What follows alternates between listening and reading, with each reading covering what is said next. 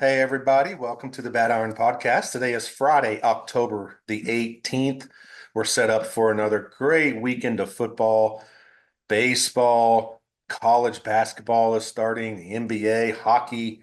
Isn't this the best time of the year for anybody who's a sports fan? You got them all going on for the next several weeks. Amazing baseball games, amazing football games, college NFL, Major League Baseball, hockey if you like it. Let's uh Let's do it all. Why not? It's the fall. I'm here in Nashville, Tennessee, and it's beautiful outside. So this is going to be quick because I want to go back outside and experience this beautiful weather that we're having here in the fall. Been off for a couple weeks, took a little break, rebooting now. My buddy Fonte, I think he's given up on me. He's traveling again today. He's not going to be with me, so we're not going to have any stories, but we should be loaded up with stories if I can ever get him back on the podcast with me. Most of you probably listening know me. We're just doing this to be nice to me, so I appreciate that. But I'm just going to make this one quick tonight. My Kentucky Wildcats took a heartbreaker last week to Vandy. If I would have been on this podcast, I would have definitely told you to, if you wanted to, bet on Vandy because I don't know how Kentucky was a 14-point favorite in that game, and it proved to be false by the Vegas odds makers. So it definitely pays in gambling to stick to what you know, and I definitely know my team very well, whether it comes to football or basketball. And I stick to the teams in general. I stick to the teams that I do know well, and teams that I know their coaches' trends or the trends of those particular teams in their conferences. Of course, we've having a lot of conference shakeups lately, so that's affecting a lot that's happening out in Vegas too. So I think been a good 3 weeks in a row. I feel good about this week. That's why I'm doing this podcast right now. I also feel good about the NFL. So I'll have some of those coming up later, and a few stories to go along with my next podcast. But this one's going to be a quick one. We're just going to run down some of the games. One of them's tonight, or two of them are tonight, Friday, October 18th. You may not get to these. If you watched any football last week and you didn't watch Oregon, Ohio State, then you're not a real football fan. That was an incredible game to watch. I've actually watched it twice because it was just so intriguing, all of the different things that went on both sides of the field. Coaching moves, incredible plays by these amazing athletes. And so Oregon now looking very good for the playoff coming up at the end of the year, although they still have some tough games on their schedule. One of them is not tonight. They play at Purdue tonight. But one of the things I like to do is to take a team that's come off a big emotional win on a short week, playing on a Friday night, going across two time zones to Purdue. And let me tell you, Purdue at 1-5, they are terrible. Oregon, in my opinion, is really, really good. I don't know if they can win the national championship, but they're very good. And my wife is an Oregon fan. I'm an Oregon fan. I've actually got an Oregon flag that I'll be flying, but it's a 31-point spread. And I think Oregon wins this game, but I don't think they win it by more than 31, even though they are more than 31 points better. This is one of those emotional college situational type of games. Um, Purdue's not going to care, but I don't think Oregon's going to care either. They are going to probably win by 3 touchdowns, 42-21, something like that. But I'm taking Purdue in the 31 points, um, just because I think there's a little bit of a letdown coming from Oregon. Ohio State, I think, gets lucky and gets a bye, so they don't have to worry about that. But they're going to be fired up when they come back in their next game.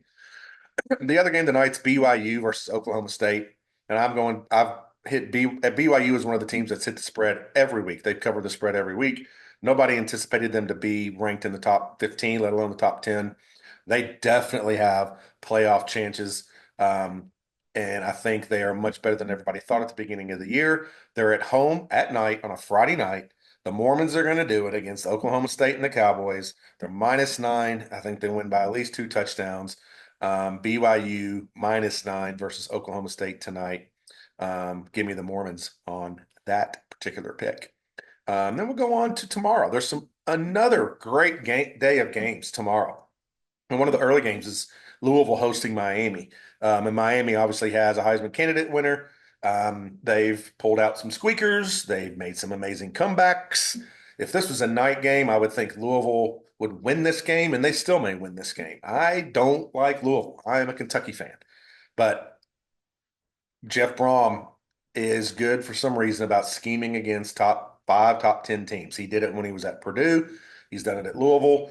And they pull off a surprise every year, it seems like. They haven't yet this year. So I think this is the one. I'm getting 6 points right now with Louisville as a home dog. If I can get it to 7, I'm definitely going to take it. I think a money line might be in place here. I think Louisville gets the upset over Miami. I think Miami's a little overrated. Yes, they have a great quarterback, but I think Louisville, even though they have not looked great in recent weeks, these are the kind of games where Jeff Brom gets his teams prepared. Let's go with Louisville in this game. My team, Kentucky. Oh, so bad. Uh, beat Ole Miss on the road as a top 6 team. Come home and lose to Vandy at home on homecoming is just an embarrassment. And that's just the way it is with Kentucky. So Kentucky goes to Florida this week, and Kentucky somehow is favored. I am not going to touch the line in this game because I don't know what to expect of either one of these teams. But I do like the under 43. Both teams are very defensive oriented, like to control the clock. Um, I think there'll be a lot of field goals in this game. I see this being 20-16, something like that. But I don't know who wins, but I think under 43 is the way to go in this game. Nobody's getting to 24 points in this game unless there's a lot of defensive touchdowns or turnovers, which could happen. It's football. But these teams are going to try to play it close to the vest and squeak out a grinder at the end. It's going to be a slobber knocker. So give me the under 43 in Kentucky versus Florida. One team that a good friend of mine, a relative of mine, Scott Schulte, who used to play in the NFL as a running back. I just should have known he was a running back. He's always been a running back. Is loving Indiana this year, and Indiana is undefeated. Nobody's talking about Indiana. But they have Kurt Signetti, I think that's how you pronounce his name, who has won everywhere he's gone. He has quite the mojo. If you can win at James Madison the way he did, then you can win anywhere. But if you can win at Indiana, then that's really saying something. It's like saying if you go to Kentucky and you can win at Kentucky. And so far, that offense has been amazing to watch in Indiana. I've gone back and watched some YouTube videos watching them. They play Nebraska at home. Everybody loves Nebraska this year. Why do we all of a sudden love Nebraska? Yeah, they're okay. They got a good defense. I don't think they can keep up with Indiana's offense. Indiana -6 against Nebraska. Give me Indiana. They have a legitimate playoff opportunity. If they can finish this one off against Nebraska, their schedule is not that bad. They have to play, I think, 2 top 10 teams coming down. But if they can get one of those, and I do believe they get one of them at home, actually, it's not 2 top 10 teams, it's just 2 top 20 teams. If they can get one of those wins at home and just end up the season with one loss, they have a chance of squeaking in the playoffs. So they're going to be fired up for this game. Indiana -6. Nebraska can't keep up. Missouri at home against Auburn. I don't know. This one scares me because the spreads is only 4 and it's at Missouri, and Auburn has looked terrible. So whenever I see a spread that doesn't look like it's supposed to be, I usually go the other way. But I'm not going to recommend that on this one. Missouri's kind of looked meh so far with when they had such high expectations. And I think that's a little bit of the reason why. One of those games was against Vanderbilt, where they went to overtime at home. And everybody thought, oh, they can't be that good if they went to overtime against Vanderbilt. That Vanderbilt beat Alabama and then beat Kentucky on the road. Vanderbilt's not the Vanderbilt we knew 5 years ago, 1 year ago. So I don't think that win looks that bad anymore. I like Missouri covering the 4 points at home against Auburn. I just don't think Auburn can score enough points, especially on the road. Missouri does not have much of a home field advantage. Actually, that home field is terrible. Going to that, I would never go to a game there unless you paid me. Sorry, Missouri Tiger fans, but that stadium's just awful. But regardless, I think Missouri is a touchdown better than Auburn on a neutral field. So give me Missouri -4. It's gone up from 3. Um, if I come back on here after Missouri loses this game, then I will say, yes, Vegas is smarter than all of us, which actually they are. But this line looks very weird to me. The next one is another SEC game, a newcomer to the SEC, Oklahoma, who hasn't been able to score this year, playing at home against South Carolina, and South Carolina is favored by a point.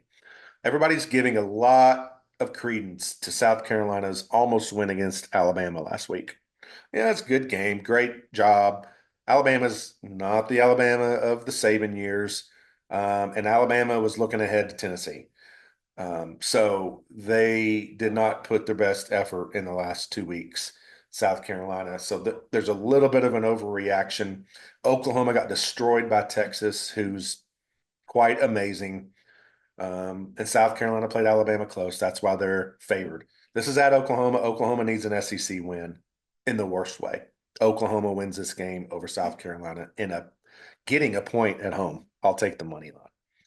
Speaking of Tennessee, Alabama, one of the biggest games of the weekend. Tennessee, Alabama. We got Georgia, Texas coming up here in a minute.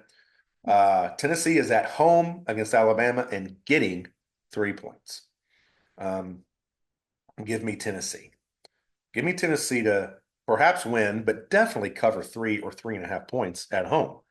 Tennessee is a much different team when they play in the white and orange checkerboards of Knoxville.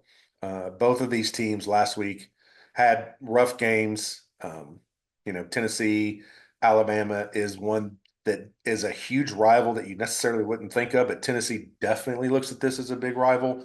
Alabama, not so much, but Tennessee has gotten them recently a couple of times. And both teams have not looked good in the past weeks. Tennessee has a bye the following week, and that's another advantage, in my opinion, to back Tennessee here. Not just the being at home. Tennessee's got a much better defense than they have in the past. Alabama has pretty much not much defense on their side of the ball. So I'm looking at Tennessee here, not only just to cover the spread for sure, but maybe to pull this win out. It won't be as big of a win as they had a couple of years ago, when they won 52-49 or whatever it was. But I do think Tennessee is going to maybe not the better team, but the better team on this day and in Knoxville. And that's going to put Alabama in a little bit of a pickle getting to the playoff because losing to Vanderbilt and then taking a second loss. Tennessee can't take a second loss either after their loss to Arkansas. So both of these teams are kind of in a must-win situation. I like Tennessee. I don't like Tennessee, but I like Tennessee in this game to cover against Alabama. Let's flip over to the Big Ten for a minute, which has gotten a lot better this year. And one of the teams that has really improved is Illinois, and they are facing Michigan at home. This is Illinois' Super Bowl this year. They got Michigan at home. Michigan is clearly beatable. Illinois has played a really good schedule and has taken care of business and had a tough game at Penn State, but who doesn't? So Illinois, in my opinion, is getting four at home. They're going to cover that spread. It's going to be a close, low-scoring game, in my opinion. Both of these teams rely on the running game and on defense. It's going to be a close, low-scoring game. And then you have Michigan, who's just not the same Michigan. Even the games they've won, they've mostly squeaked by, except maybe against Arkansas State, who doesn't really count. So, this game being a 4-point spread in Michigan's favor is about the name on the jersey to me.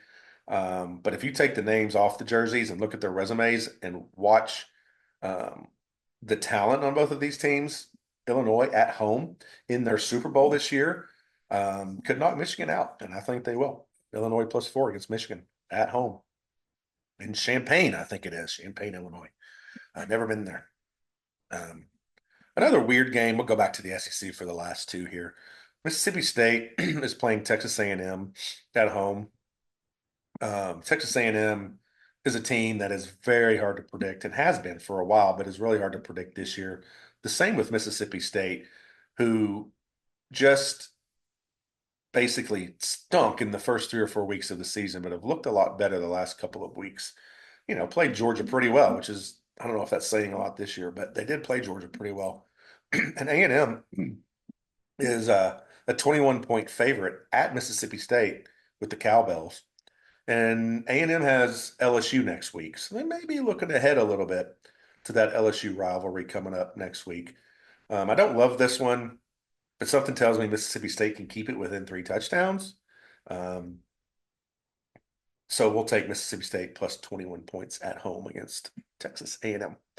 The last one is the biggest one, maybe the biggest game of the year. Georgia at Texas. Everybody's been talking about this game since the beginning of the year. Alabama kind of spoiled it a little bit by beating Georgia in a game at Tuscaloosa. but Georgia comes in kind of reeling a little bit in that they're not winning their games convincingly. They barely beat my Kentucky Wildcats 13-12. Like I said, they struggled with Mississippi State last week at home, but they're still very talented. Texas, who knows how good they are. If Texas wins this game, they probably have a ticket to the number one seed, and Georgia is going to have to fight just to get in the playoffs. So this is a desperation game for Georgia, not for Texas. Texas can win this game, or sorry, can lose this game, still get a top four seed. Now they're not thinking about that. Texas is thinking about, hey, we're Texas. The SEC thinks they're our big brother. So we're going to fight this one out. So this game is going to be must watch. If you don't watch this game, you're not a college football fan. It's going to be must watch. Texas is a 4.5 point favorite to Georgia. Anytime I can get Kirby Smart and 4.5 points, I'm doing it. Anytime. If Texas covers it, then Texas may be one of the best teams in the last 20 years. But give me Georgia plus 4.5 going to Austin. It may be 34-31, but I think Georgia is going to sneak up and play their best game of the year in this particular game. So if that happens, Texas is going to have to play one of their best games, if not their best game. So there you have it. That's my picks. Hopefully you enjoy them. Hopefully you take them to heart if you want. Have fun with them. That's all I'm going to do. Watch the games, enjoy all the games, and we will talk to you next time from the Bad Iron Podcast. Signing off.